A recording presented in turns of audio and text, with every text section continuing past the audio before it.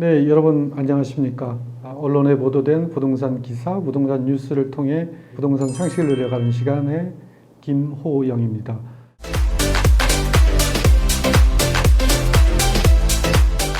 먼저 신문에 보도된 제목 한번 보시겠습니다. 목동 6단지 안전진단 통과, 재건축 기대감에 집값 들썩, 이런 제목이 있었고요. 다른 뉴스는 역대 최대 재개발 한남 3구역 수지전 다시 막 올랐다. 또 다른 제목은요. 둔촌주공 3.3제곱미터당 2,910만 원, 분양가에 폭발한 조합원들. 네, 기사들 모두 재개발, 재건축을 다루고 있는 기사들입니다. 사실 부동산면 보면 재건축, 개발에 대한 뉴스를 다루는 기사들을 상당히 많이 보게 됩니다. 특히 서울에는 새로 공급할 아파트를 공급할 땅들이 부족하죠. 그래서 재개발, 재건축을 통해서 아파트를 공급한다는 그런 기사들을 많이 보게 되는 겁니다. 그러다 보니 이런 질문을 받게 됩니다. 재건축하고 재개발 같은 게 아니냐, 뭐가 차이가 있느냐, 이런 질문을 좀 받게 되는데요. 오늘은 그래서 재개발, 재건축의 차이점에 대해서 한번 알아보는 시간을 갖도록 하겠습니다. 차이점에 앞서서 재개발, 재건축의 공통점 발견할 수 있겠죠? 글자로 한번 써볼까요?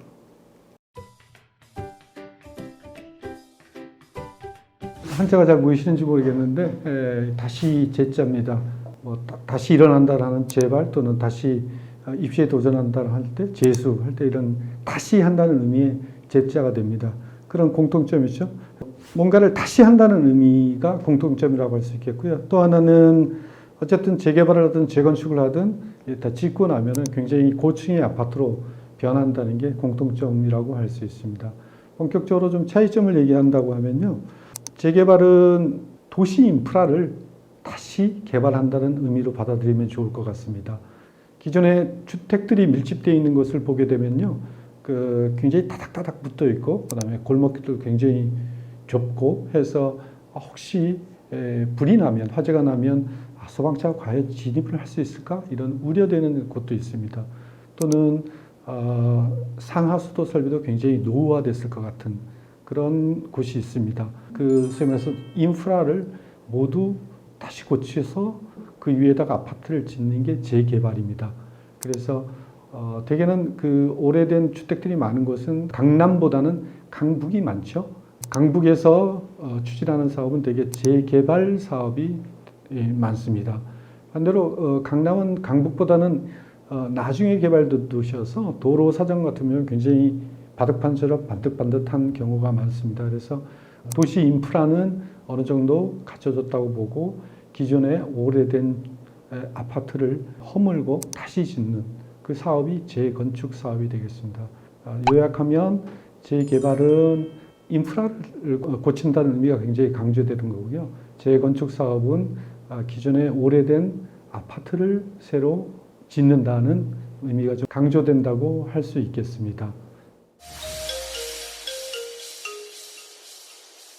재개발, 재건축은 사업 추진 출발점도 좀 다릅니다.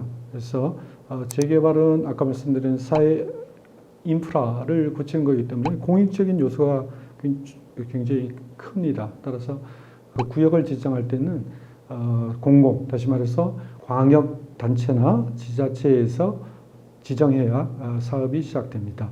그러면 어떤 환경이어야만 재개발 구역에 지정될 수 있을까요?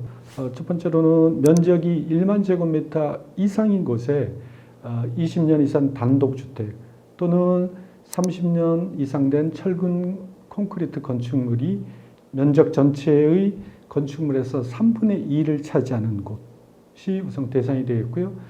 또 하나는 노불량 정도라고 할 수 있는 과소필지, 주택 접도율, 호수 밀도 이 세 가지 중에 하나만 해당돼도 재건축 구역으로 지정될 수 있습니다. 조금씩 하나씩 뜯어보면요. 과소필지라고 하는 것은 대지 면적이 90제곱미터 이하인 경우를 말합니다. 다시 말해서 이런 땅에는 건물을 짓기에 합당치 않다고 보는 것입니다.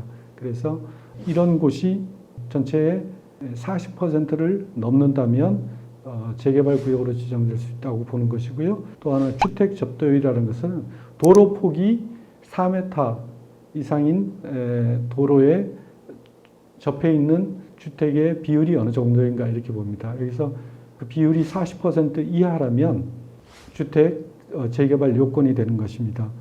마지막 하나는 호수 밀도라고 해서 아까 말씀 과수 필지가 전체를 100으로 봤을 때 60 정도 넘으면 이것도 재개발 대상으로 포함시켜서 재개발 사업을 추진할 수 있는 첫 관문이 열리는 셈입니다. 이렇게 해서 광역단체나 지자체에서 구역으로 지정되면 해당 구역에 있는 주민들이 조합을 결성해서 이제부터 재개발 사업을 추진해 나갈 수 있는 단계 절차를 거치는 것입니다. 반면 재건축은 사적인 요소가 좀 강하다고 할 수 있을까요? 아까 말한 재개발이 공익적인 요소 따라서 광역단체나 지방자치제에서 그 구역을 지정하는 반면에 재건축은 그 주민들이 아파트를 허물고 새 아파트를 지어보자 이렇게 의견을 낼 수가 있습니다. 그런데 모든 아파트를 그렇게 할 수 있는 건 아니고요. 규정이 있습니다. 첫 번째로는 재건축 연한이라고 해서 30년 이상 된 아파트가 우선 대상이 됩니다. 두 번째로는 안전 진단을 거쳐야 됩니다. 이 안전에 위협을 주는 요소가 있는지 없는지를 보는 건데요. 안전 진단을 거쳐서 5가지 등급으로 나눕니다. A, B, C, D, E 등급인데요. A, B, C 등급은 이거는 유지 또는 보수해서 계속 살 수 있는 건물이다. 그래서 재건축 대상에 포함시키지 않습니다. D 등급을 받으면 조건부입니다. 조금 더 검증이 더 필요하다. 그래서 다시 한번 정밀 안전 진단을 거치는 거고요. 2등급을 받으면 안전에 위험이 있다 해서 바로 재건축 확정 판단이라고 할 수 있습니다. 그런데 과거에는 재건축 연한이 40년이었는데 40년에서 10년을 줄인 30년으로 재건축 연한을 줄이는 대신에 그 안전 진단 기준을 정부에서는 굉장히 강화하고 있습니다. 그래서 그 구조 안전성 점수 비중을 과거 20%에서 50%로 굉장히 높았습니다. 또 하나는 그 예비 진단 이후에 그 정밀 안전 진단이 굉장히 까다로워졌습니다. 그래서 민간 업체하고 공공기관이 그 적정성 검토를 굉장히 까다롭게 봅니다. 아까 제목에서 말씀드린 목동 6단지도 당초 D등급을 받았습니다. 그래서 정밀 검증을 받은 후에 이번에 안전진단을 통과에 대해서 재건축 사업에 나서게 될 수 있었던 것이죠. 대치동 음마아파트는 2010년에 안전진단에 통과했고요. 압구정동 현대아파트는 2014년에 역시 안전진단을 통과했는데요. 이 두 인기 단지라 할까요? 사람들이 관심이 많은 단지가 아직도 사업 시행 인가를 받지 못하고 있습니다. 다시 말해서 재건축 사업이 추진되지 못하고 있는데요. 왜 그럴까요? 네, 이번 시간에는 재건축, 재개발의 차이점을 알아봤는데요. 다음 시간에는 음마아파트 재건축 사업이 제대로 추진되지 못하는 이유를 용적률이라는 개념을 통해서 알아보도록 하겠습니다. 지금까지 참부동산 TV의 김호영이었습니다. PR 미디어 그룹 참컴